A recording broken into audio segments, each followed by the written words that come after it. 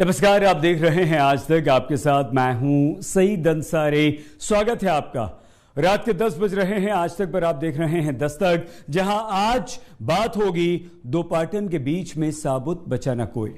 अफगानिस्तान की आज की इस कहानी की शुरुआत हम अपने स्टूडियो में काबुल एयरपोर्ट दिखाते हुए कर रहे हैं, क्योंकि कल 31 तारीख है, 31 अगस्त। दुनिया के तमाम देशों को अफगानिस्तान से अपने लोगों को ले जाने के लिए तालिबान से मिली डेडलाइन का आखिरी दिन। काबुल का इंटरनेशनल एयरपोर्ट जो इस समय आप देख रहे हैं, आप जहां से लगातार तमाम देशों ने अफगानिस्तान से अपने अपने लोगों को बाहर निकाला है। फ्रांस, ब्रिटेन समेत तमाम यूरोपीय देशों का इवैक्यूएशन मिशन लगभग पूरा हो चुका है। लेकिन जो अफगानिस्तान में रह जाएंगे, उन्हें अमेरिका तालिबान की लड़ाई ने किस हाल में छोड़ दिया है, इसकी रिपोर्ट सबसे पहले देखेंगे आप। क्योंकि जब तमाम देश अफगानिस्तान छोड़ देंगे, तब अफगानिस्तान में रह जाएंगे निर्दोष नागरिक और उन पर राज करने के लिए आतंकवादी तालिबान। और इसीलिए बहुत जरूरी है नागरिकों के अधिकारों की रक्षा वाली दस्तक दी जाए, वरना वो दो पार्टों के बीच में फंसे रह जाएंगे।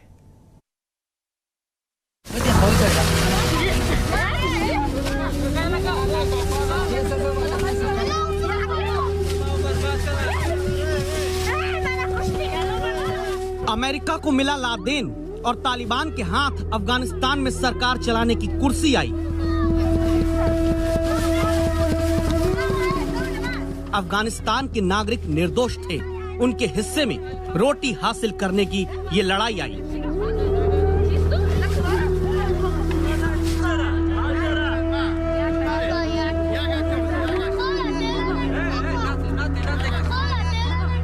अफगानी बच्चों को दाने दाने के लिए मोहताज करके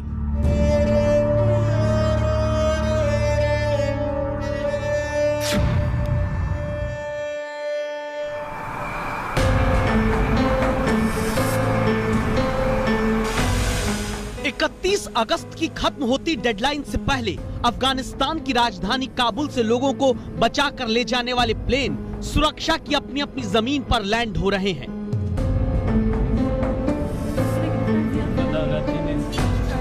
लेकिन अफगानियों की जिंदगी से सुकून और सुरक्षा दोनों टेक ऑफ कर चुकी है। एक तरफ अफगानिस्तान का वो युवा है जिसे तालिबानी कोड़ों की सजा मिलती है, दूसरी तरफ अफगानिस्तान के वो बच्चे हैं जिनकी जिंदगी अमेरिकी रॉकेट का हमला छीन लेता है। इस तरह अफगानिस्तान छोड़ते अमेरिका और अफगानिस्तान में सत्ता चलाने में जुटे तालिबान के दो पार्टों के बीच में पिसता है आम नागरिक।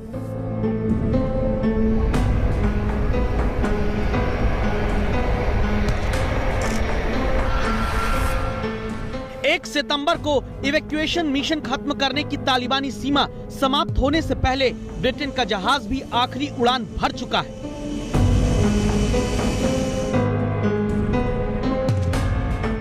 लेकिन जिस अफगानिस्तान में दशकों पहले महिलाओं की आजादी हर शहर हर प्रांत में नजर आती रही, अब उसी अफगानिस्तान में बेटे बेटियां साथ नहीं पढ़ेंगे से लेकर बेटियों की शिक्षा पर तालिबानी फरमान नए नए जारी होने लगे हैं। ये नौबत क्यों आ रही है?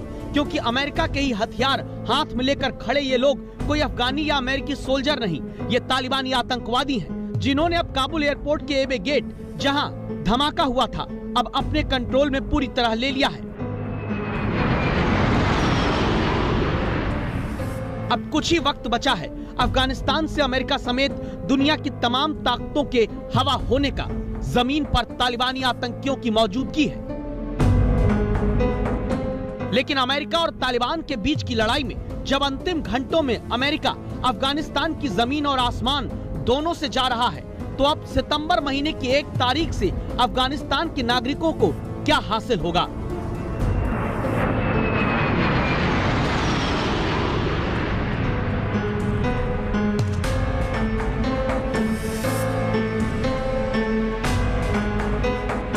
ये अब से कम 4 दशक पुराने अफगानिस्तान की हकीकत बताती तस्वीर है, जहां काबुल हो या कंधार, जिंदगी सबकी खुशनुमा थी। आजादी क्या होती है अफगानिस्तान में सबको पता था, जब धर्म के नाम पर आतंक के झंडे नहीं थे। शिक्षा की आजादी थी, काबुल यूनिवर्सिटी में पढ़ने की स्वतंत्रता की गवाही इन तस्वीरों में दर्ज है। लेकिन अब वो सारी आजादी अमेरिका और तालिबान के दो पार्टों के बीच में पिसना शुरू हो गई।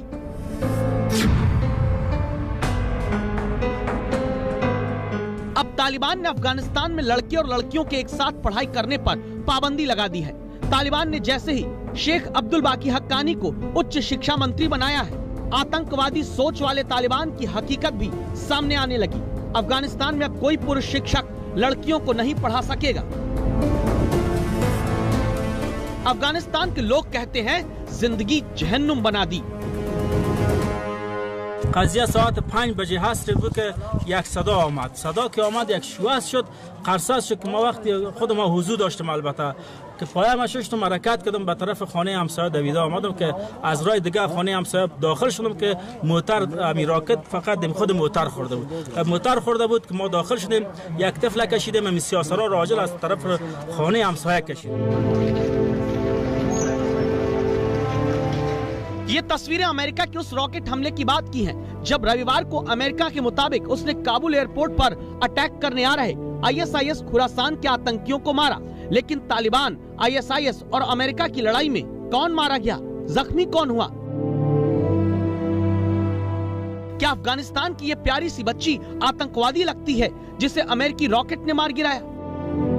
10 साल का फैजल और 9 साल के फरजाद की क्या गलती थी? क्या सिर्फ इतनी कि वो अफगानिस्तान में रहते हैं, जिन्हें तालिबान जीने नहीं देता, अमेरिकी रॉकेट ने मार दिया? ये बच्चे अगर अमेरिका के रॉकेट से बच भी जाते तो क्या होता? क्योंकि अफगानिस्तान के युवाओं का ये हाल कर रखा है तालिबान ने, जहां अपने मुताबिक न चलने पर अफगानियों की पीठ कोड़ों से मारकर लाल कर दी जा रही है। बस जिंदगी बख्श दी, इसी को तालिबानी गणतंत्र बनाकर छोड़ा जा रहा है।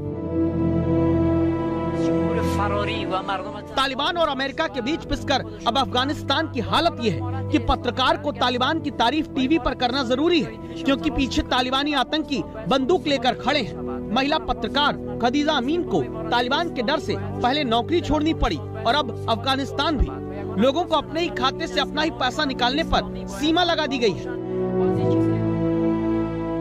तालिबान के आतंक और अमेरिका के पल्ला झाड़ व्यवहार में पिसे अफगानियों की हकीकत यह है कि जहां एयरपोर्ट पर पानी की एक बोतल 3,500 अफगानी में और चावल की एक प्लेट 8,600 अफगानी के बदले लोगों को मिल रही थी, वहीं जनता को सेंट्रल बैंक और अफगानिस्तान ने आदेश जारी करके कहा है कि हफ्ते में 20,000 अफगानी से ज्यादा नहीं निकाल सकते। दो पाटन के बीच फंसे नागरिकों की अब कहानी अपने देश से आइए देखते हैं। आपको लिए चलते हैं मध्य प्रदेश, जहां पर एक सवाल उठ रहा है। सवाल यह कि मध्य प्रदेश का माहौल कौन खराब कर रहा है, कौन बिगाड़ रहा है। 10 दिन के भीतर मध्य प्रदेश में ऐसे 7 मामले सामने आ चुके हैं जहां धर्म के नाम पर या फिर चोरी के शक में भीड़ की हिंसा सामने आई। मध्य प्रदेश के मालवा इलाके में सबसे ज्यादा कानून व्यवस्था पर सवाल उठाती घटनाएं हो रही हैं। अब ये राजनीतिक साजिश है, पाकिस्तानी साजिश है, या फिर धर्म के नाम पर वोटों के ध्रुवीकरण का एक जरिया। इन्हीं प्रश्नों के दस्तक के बीच आम आदमी खड़ा हुआ है। लेकिन हम आपको मध्य प्रदेश लिए चलें, उससे पहले दो पार्टन के बीच किस तरह से अफगानिस्तान की जनता पिस रही है, उसकी एक झलक आपके लिए। ऐसी हालत के बाद अब सबसे चौंकाने वाली तस्वीर, जो अमेरिका के 20 साल तक अफगानिस्तान में रहने के बाद तालिबान राज में लादेन के आतंक को फिर से स्थापित करने की गवाही है। अफगानिस्तान में बैरिकेड के पास एक सफेद रंग की कार एंट्री लेती है। बंदूकधारी आतंकवादी बाहर दिखते हैं। इस कार में बैठा एक शख्स बंद शीशे के भीतर दिखता है। इस आदमी की पहचान जानना आपके लिए जरूरी है। शीशा उतरता है, एक चेहरा नजर आता है। ये कौन है जिसके हाथ लोग आकर चूमने लगते हैं? ये अब तक कहां था जिसके साथ लोग अब सेल्फी लेने लगते हैं? वो लोगों के सिर पर हाथ रखकर दुआ दे रहा है। ये कोई फकीर नहीं है, ये आतंकवाद की वो लकीर है जिसे मिटाने अमेरिका अफगानिस्तान आया था। लेकिन अमेरिका क्या करके जा रहा है खुद देखे भी। लोग इस शख्स के साथ फोटो खिंचवा रहे हैं। ये सलाम करके आगे बढ़ता है और पीछे देखिए गाड़ियों का काफिला, इन पर तालिबानी झंडा। तालिबानी आतंकवादियों से भरी ऐसी एक दो नहीं, पीछे कई गाड़ियां नजर आती हैं।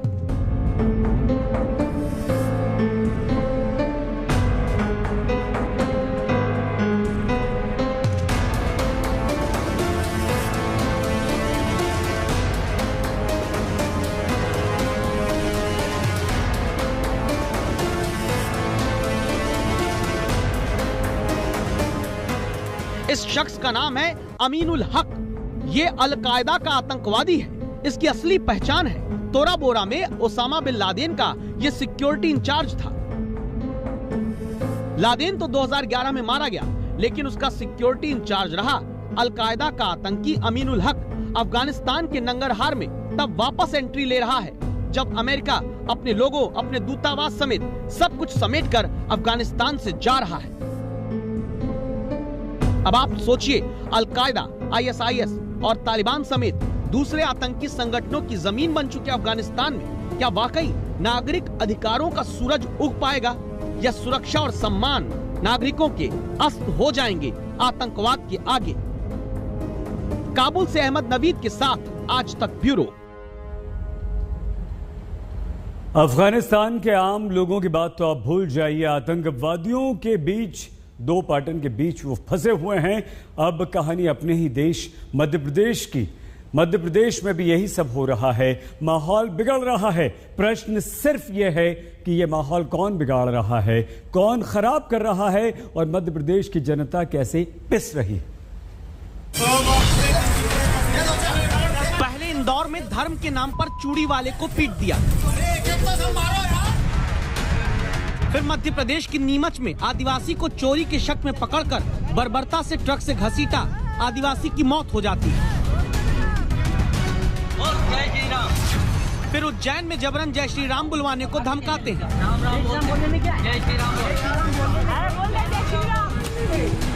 रीवा में चोरी के शक में बेरहमी से सरेआम पीटकर वीडियो वायरल होता है। आप बस यो नाम हटाओ, हमारा कोई इनसे मतलब नहीं। और अब मध्य प्रदेश के धार में गोलगप्पे के ठेले के नाम पर धर्म का विवाद। 50 तरह का जिहाद फैले दिया यार, हमारे देश ने खत्म कर दी। आखिर ऐसा क्या है कि मध्य प्रदेश में धर्म के नाम और चोरी के शक में लोगों को पकड़कर पीटने या कहें भीड़ की हिंसा यानी मॉब लिंचिंग की वारदात बढ़ने लगी? क्या मध्य प्रदेश की शांति खराब करके माहौल बिगाड़ने के पीछे राजनीतिक मंशा से जुड़ी साजिश है? 22 अगस्त को इंदौर में चूड़ी बेचने वाले तस्लीम को धर्म के नाम पर पीटने वाले मामले में देर शाम पुलिस थाने का घेराव हुआ था। पुलिस ने तब सांप्रदायिक माहौल बिगाड़ने का आरोप लगाकर केस दर्ज किया था। 4 लोगों की गिरफ्तारी अब हुई और माहौल बिगाड़ने का पाकिस्तानी लिंक भी इंदौर तक गृह मंत्री नरोत्तम मिश्रा के मुताबिक आ गया। चूड़ी वाली घटना के बाद में थाने का घेराव किया था। उसके पास से तमाम आपत्तिजनक इस तरह के वीडियो ऑडियो मिले हैं जो प्रदेश की शांति भंग करने को काफी थे, जो वो सने सने जारी करता। उसके तार पाकिस्तान से जुड़े होने, व्हाट्सएप ग्रुप और फेसबुक ग्रुप पे भी जुड़े होने के चीजें बरामद हुई। लेकिन उज्जैन में तो कोई पाकिस्तानी लिंक नहीं है ना, जहां अब्दुल रशीद नाम के गरीब कबाड़ का काम करने वाले शख्स को धर्म के नाम पर घेरते हैं और धमकी देकर जय श्री राम बुलवाते हैं।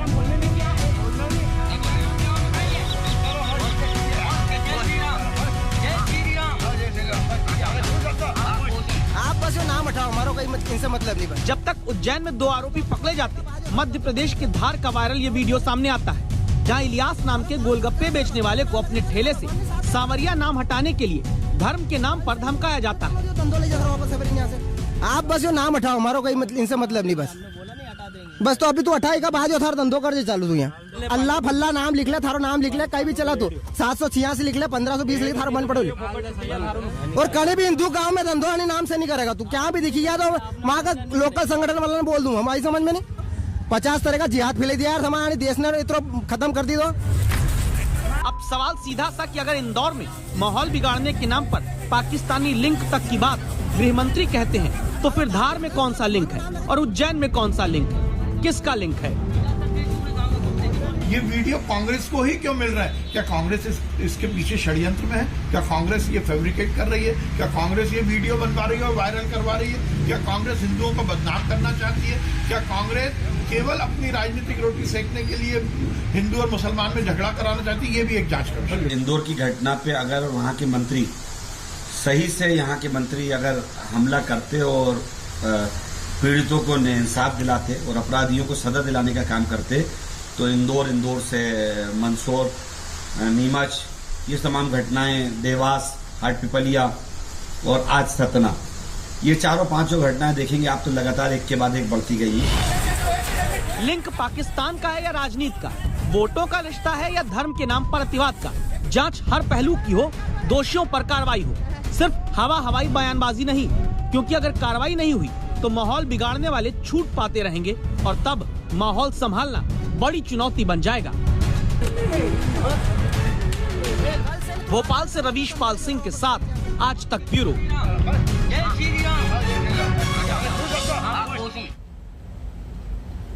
दो पाटन के बीच पिसते लोगों की तीसरी कहानी है किसानों की, जो पंजाब और हरियाणा की राजनीति में पिस रहे हैं।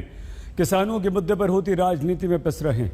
करनाल में किसानों पर लाठीचार्ज के बाद अब तक सर फोड़ 2 का आदेश कर देने वाले एसडीएम पर किसी तरह की कोई कार्रवाई नहीं की गई, सिवाय शब्दों के नाम पर मामले को हल्का करने की। और ऐसे में 6 सितंबर तक की डेडलाइन किसान संगठनों ने अब हरियाणा सरकार को दे दी।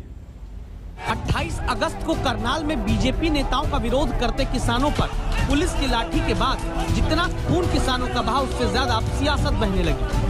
पहले करनाल में किसानों पर लाठी चलाकर सिर फोड़ने का निर्देश देने वाले एसडीएम आयुष सिन्हा अपने शर्मनाक निर्देश पर माफी मांगते हैं। ड्यूटी मैजिस्ट्रेट को लिखित में बता रहा हूं, कोई डाउट मारोगे? कोई जाएगा इसको ब्रीच करके? यहाँ पे यहाँ से एक बंदा नहीं जाना चाहिए, मेरे पास आए नहीं यार। और अगर गियर हो तो उसका सर फुटा होना चाहिए किसी का। ठीक है, गियर है ना आपको? ठीक है, करना है। लेकिन क्या एसडीएम की माफी ही काफी है या फिर किसान का सिर फोड़ने और अब किसानों की होती महापंचायत के बाद एक रस्मी तौर पर मामला टरकाने की कोशिश है? क्योंकि करनाल में किसानों ने पंचायत करके 3 फैसले लिए। पहला फैसला है कि एसडीएम आयुष सिन्हा समेत दोषी अधिकारियों पर केस दर्ज किया जाए। दूसरा फैसला है कि लाठीचार्ज के कारण मृतक किसान के परिवार को 25 लाख का मुआवजा मिले, घायल किसानों को 2-2 लाख का। तीसरा फैसला पंचायत ने किया कि अगर सरकार ने 6 सितंबर तक बात नहीं मानी तो 7 सितंबर को करनाल में और बड़ी पंचायत किसान करेंगे। जिस तरीके से सरकार ने लाठीचार्ज किया है, शहर से 15 किलोमीटर दूर हैं, कोई लाठीचार्ज का मतलब नहीं बनता, सीएम वहाँ नहीं है और लोगों को जैसे पीटने के लिए उन्होंने किया और मजिस्ट्रेट ऑर्डर दे रहा है सिर में लठ मारने के, जबकि कानून नहीं कहता, कानून टांगों से नीचे मारने का ऑर्डर देता है।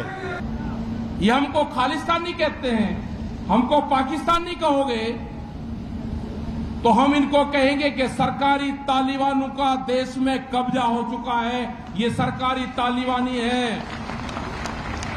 इनकी पोस्टिंग यहाँ नहीं, हरियाणा में नहीं, इनकी पोस्टिंग नक्सल के क्षेत्र में होनी चाहिए इनकी, वहां पे जो सिर फोड़ने की बात करते हैं।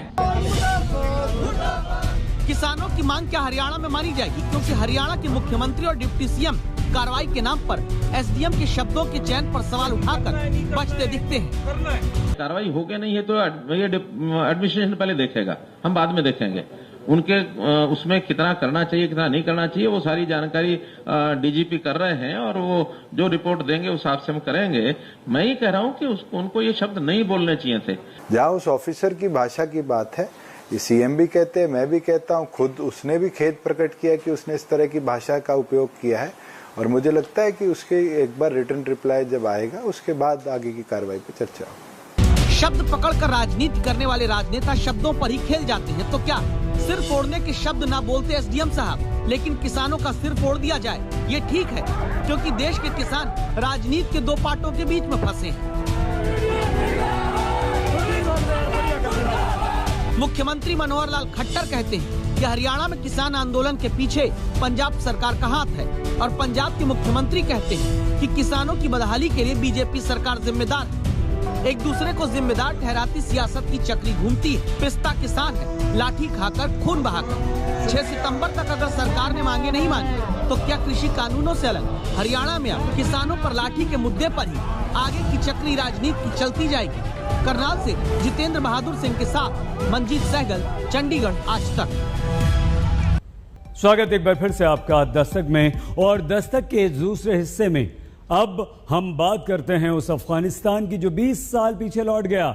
2001 के बाद पिछले 20 सालों में अफगानिस्तान ने गणतंत्र को मजबूत होते देखा, अफगानिस्तान के लोगों ने समाज को विकसित होते देखा। अब एक बार फिर से अफगानिस्तान में गणतंत्र है। इस बार गन है मतलब बंदूक। तालिबान की बंदूक वाली गणतंत्र की सोच पर दुनिया भर की दस्तक जरूरी है। ये नया अफगानिस्तान है, तालिबान का अफगानिस्तान। वो अफगानिस्तान जहां न्यूज चैनल के स्टूडियो में भी तालिबानी आतंकवादी मौजूद हैं। ये वो अफगानिस्तान है जहां समाचार भी संगीनों के साए में पढ़े जा रहे हैं। हम आपको पूरी खबर बताएंगे, लेकिन उससे पहले जरा इस न्यूज एंकर का चेहरा गौर से देखिए। चेहरे पर दहशत साफ दिख रही है, लेकिन जुबान से लगातार पश्तो भाषा में कुछ निकल रहा है। दिलचस्प ये है कि पीछे खड़े तालिबानियों में से एक ने एंकर को नहीं डरने की भी सलाह दी।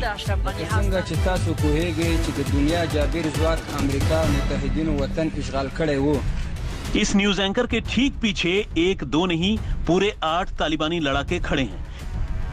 यकीन नहीं होता तो गिन लीजिए, 1, 2, 3, 4, 5, 6, 7 और 8।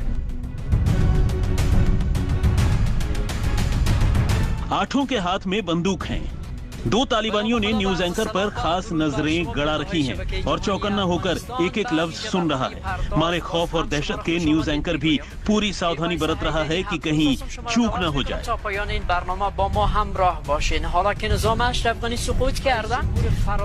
बात यहीं खत्म नहीं होती।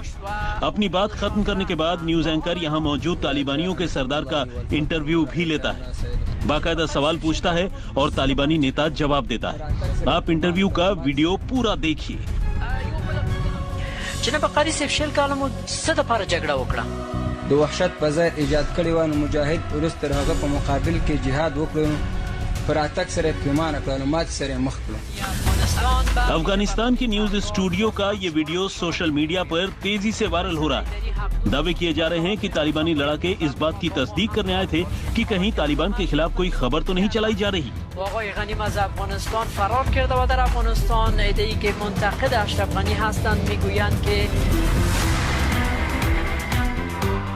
2001 में जब अफगानिस्तान में अमेरिकी फौज की एंट्री हुई और तालिबान पस्त हो गया, तब अफगानियों ने गणतंत्र का स्वाद चखा। 2019 तक अफगानिस्तान में 4 राष्ट्रपति चुनाव हुए और लोगों ने अपने मताधिकार का प्रयोग करके अपना प्रतिनिधि चुना।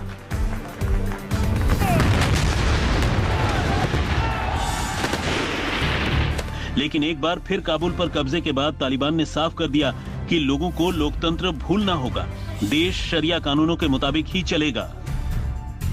The previous government was so incompetent, and as a result of their actions, their security forces could not do anything to ensure security, and we had to do something. We had to take the responsibility. So that was the reason. We don't want any internal enemies and any external enemies. Undoubtedly, we are at a very historical stage. Our countrymen and women who have been waiting, I would like to assure that after consultations that are going to be completed very soon, we will be witnessing the formation of a strong Islamic and inclusive government.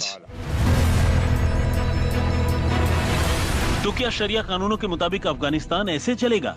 क्या news एंकरों से बंदूक की नोक पर news पढ़वाए जाएंगे? दरअसल तालिबान न कभी बदला था और न बदलेगा। दुनिया की नजरों में अपनी छवि बनाने के लिए तालिबान ने कई वादे किए। उनमें से एक वादा यह भी था कि अफगानिस्तान में प्रेस को पूरी आजादी होगी। लेकिन ये संगीन के साए में न्यूज पढ़ते एंकर के इस वीडियो में तालिबान के उस दावे की पूरी पोल खोलकर रख दी। अब चलिए आपको इस वीडियो की पूरी कहानी बताते हैं। बताया जा रहा है कि इस न्यूज एंकर का नाम मीरवाइज हैदरी हकद्दुस है। फेसबुक प्रोफाइल के मुताबिक मीरवाइज काबुल में रहते हैं। मीरवाइज अफगानी टीवी पीस स्टूडियो के लिए काम करते हैं और पॉलिटिकल डिबेट परदाज की एंकरिंग करते हैं। सोशल मीडिया पर जो दावे किए जा रहे हैं उसके मुताबिक तालिबानी लड़ाकों ने एंकर को पूरा स्क्रिप्ट लिख कर दिया था और उस स्क्रिप्ट को बंदूक की नोक पर पढ़वाया। स्क्रिप्ट में आम लोगों से ये अपील की गई थी कि तालिबान से अफगानिस्तान के लोगों को डरने की जरूरत नहीं। ये वीडियो ये बताने के लिए काफी है कि तालिबान की कथनी और करनी में बहुत अंतर है। वीडियो ये बताने के लिए काफी है कि तालिबान के दावों और हकीकत में कोई समानता नहीं है। वीडियो ये बताने के लिए काफी है कि अफगानिस्तान में अब गणतंत्र नहीं बल्कि गणतंत्र है। आज तक ब्यूरो। तालिबान जो कहता है वो करता बिल्कुल नहीं, जो कहता है उसे कभी करता नहीं, क्योंकि उसके बारे में सब बहुत अच्छी तरह से जानते हैं। तालिबान ने अफगानिस्तान में सत्ता हथियाने के बाद दुनिया की नजरों में इमेज बनाने की पूरी कोशिश की, कई तरह के दावे किए, लेकिन अब धीरे धीरे करके उन सभी दावों की खुल रही है पोल। به نام خدا با عرض سلام و درود بر شما بیننده های شبکه جهانی افغانستان و ویژه برنامه پرداز باز هم شما را خوش آمدید میگویم। तालिबान कहता कुछ और है लेकिन करता कुछ और है। काबुल पर कब्जे के बाद तालिबान ने प्रेस की आजादी की बात की, लेकिन तालिबान के लिए आजादी का मतलब शायद यही होता है। در افغانستان ایده‌ای که منتقد اشرف غنی هستند میگویند که رئیس جمهور فراری و مردم تنها گذاشت و خودشان رفتند و حالا امارت اسلامی برگشته। एंकर को बंदूक दिखाओ और अपने मन मुताबिक न्यूज पढ़वाओ। ثبات ایجاد شود و یگانه خواستشان از مردم این است که با امارت اسلامی باید همکار باشند। तालिबान के आतंक की और बंदूक की नीति की एक कहानी नई नहीं है। अफगानिस्तान के सत्ता हथियाने के फौरन बाद तालिबानी लड़ाकों ने 20 साल की आजादी पर शिकंजा कस दिया। न्यूज चैनलों में काम कर रही महिलाओं को ऐसा डराया कि वो काम पर आने से तौबा करने लगी।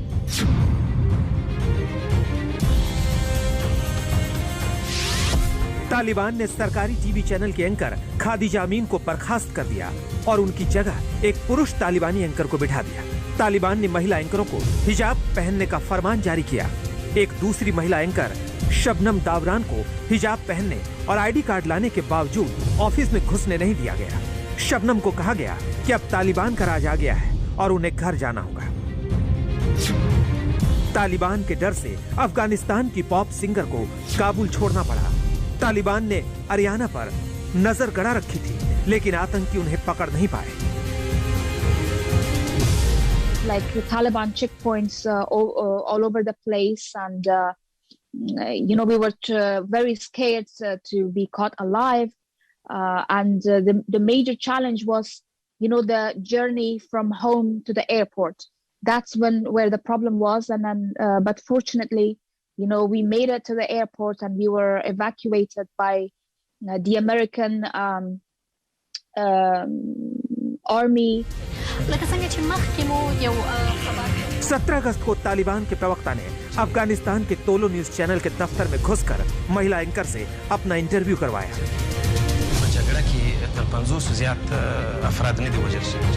इंटरव्यू करने वाली पत्रकार बेहस्ता दुनिया में मशहूर हो गई, लेकिन तालिबान के डर से उन्होंने अब अफगानिस्तान छोड़ दिया है। एक तरफ तालिबान दहशत फैला रहा है तो दूसरी ओर महिलाओं से अपनी इमेज भी ठीक करवा रहा है। 4 दिन पहले तालिबान ने एक वीडियो जारी किया जिसमें एक महिला ये कहती दिख रही है कि तालिबान से डरने की जरूरत नहीं है।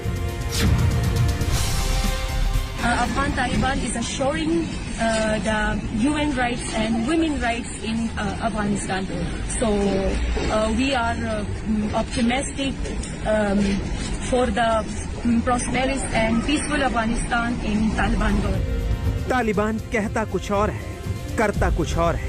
अभी 2 दिन पहले तालिबान ने तोलो न्यूज के पत्रकार जियार खान याद पर उस वक्त हमला बोला जब वो अपनी स्टोरी कर रहे थे।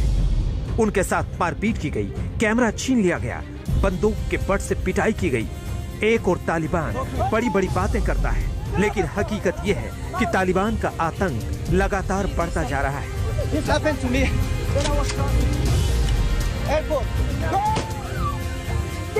आम अफगानियों पर अत्याचार की खबरें लगातार आ रही हैं। तालिबान के लड़ाके मारपीट करते हैं और गोलियां भी बरसाते हैं। महिलाओं को समान अधिकार देने का वादा करने वाले तालिबान ने एक नया फरमान जारी किया है। अफगानिस्तान में लड़के और लड़कियों के साथ पढ़ाई करने पर पाबंदी होगी। इतना ही नहीं, नए तालिबानी फरमान के मुताबिक अब अफगानिस्तान में कोई भी पुरुष शिक्षक लड़कियों को नहीं पढ़ा सकेगा। वो कहते हैं कि यहाँ पे हम इस्लामी गवर्नमेंट चाहते हैं, लेकिन कुछ का तो पता नहीं है, कल का तो पता नहीं है, फिर क्या बोले उनको, क्या मैसेज दूं। बहरहाल ये तो सिर्फ झांकी है। तालिबान का असली चेहरा तब सामने आएगा जब विदेशी ताकतें अफगानिस्तान को अलविदा कह देंगी और सत्ता पूरी तरह से आतंकियों के हाथों में होगी। आज तक ब्यूरो। जैसे जैसे तालिबान हावी हो रहा है, अफगानिस्तान की स्थिति खराब हो रही है, भूख बेरोजगारी बढ़ रही है, आर्थिक स्थिति बिगड़ रही है, लोग देश छोड़ने के लिए बेताब हैं, अफरा तफरी अराजकता का माहौल है। और इस बीच अमेरिका और ISIS के बीच युद्ध भयंकर होता जा रहा है। कभी रॉकेट दागे जा रहे हैं, कभी ड्रोन से हमले किए जा रहे हैं, पिस रहा है आम अफगानी नागरिक।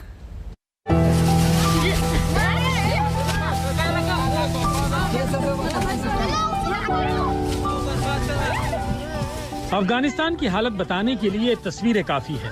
जहां कहीं भी खाने के सामान की गुंजाइश होती है, लोग टूट पड़ते हैं।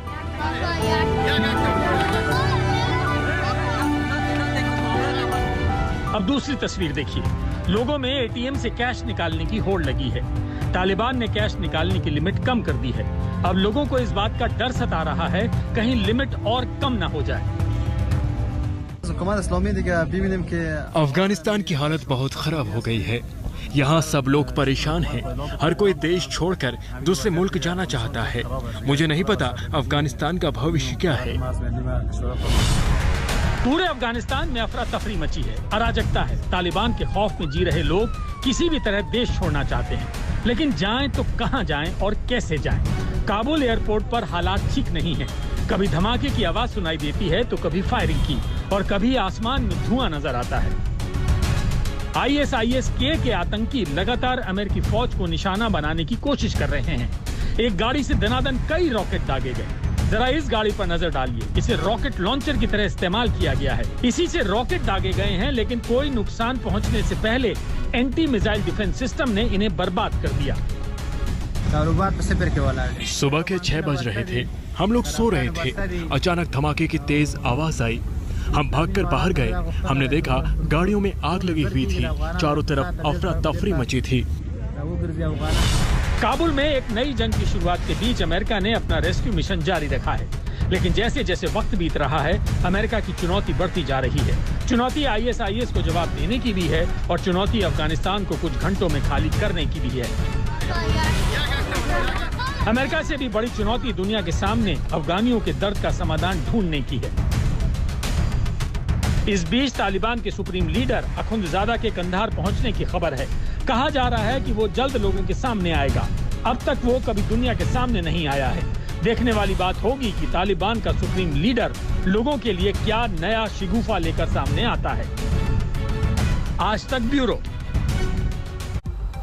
दर्शक में आज के लिए बस इतना ही। आप प्लीज अपना बहुत ख्याल रखिएगा। देखते रहिए आज तक। आज तक